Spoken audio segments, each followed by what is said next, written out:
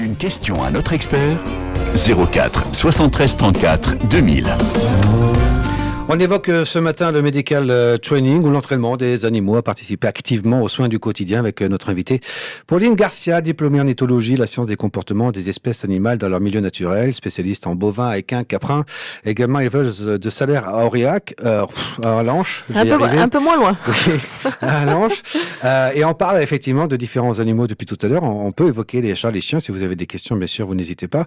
On parlait donc de cela aussi au niveau des vaches, des chevaux, des chèvres, et puis on était sur un petit outil qui s'appelle le clicker, et on reste globalement de toute façon dans cette notion positive, cette relation très positive avec récompense. Bien sûr.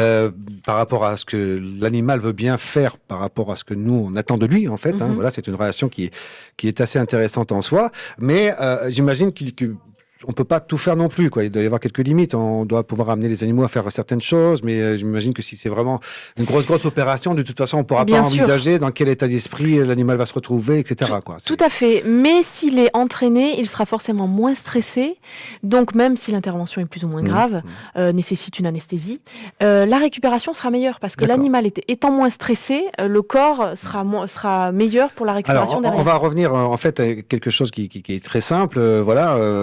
Le chien, le chat doit se faire opérer. Est-ce que nous, à la maison, très simplement, on peut simplement préparer cet animal-là? Je suis en train de penser à des choses des choses basiques auxquelles on pense pas toujours, c'est aller chez le vétérinaire sans forcément qu'il y ait un soin derrière. C'est-à-dire rendre visite à son vétérinaire. Bonjour, je rentre chez le vétérinaire. Il y a de la lumière. Voilà, il y a de la lumière. Je fais rentrer mon chien. Moi, c'est ce que je fais régulièrement. Enfin, je vais pas tous les 4 matins chez mon vétérinaire. Mais... On a parlé. Non, mais elle vient tout le temps, mais on ne sait plus quoi faire. Elle héberge ici, ça devient compliqué.